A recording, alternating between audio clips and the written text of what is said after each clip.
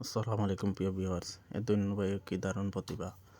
ওরা হাত দিয়ে ইরানের সাবেক প্রেসিডেন্ট আয়াতুল্লাহ আলী খামেনির ছবি কি সুন্দরভাবে আঁকতেছে। আয়াতুল্লাহ আলী খামেনি কাফিরদের অন্তরে ভয় ধরিয়ে দিতেন। ওনার নাম শুনলে ইহুদি নাসারারা কাঁপত ভয়ে। আর পায়ের নিচে যে মানুষটার ছবি আঁকতেছে সে হইল আমেরিকার বর্তমান প্রেসিডেন্ট ডোনাল্ড ট্রাম্প।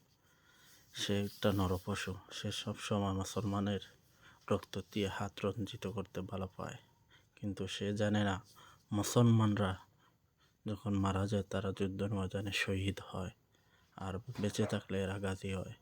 এরা আল্লাহর জন্যই জন্মে, আল্লাহর জন্য জীবন দেয়। যুগে যুগে হাজার হাজার মুসলমানরা জীবন দিছে এবং ইসলামের পতাকা ধারণ করছে। ইনশাআল্লাহ মুসলমানদের সোনালী অতীত ফিরে আসবে ইনশাআল্লাহ।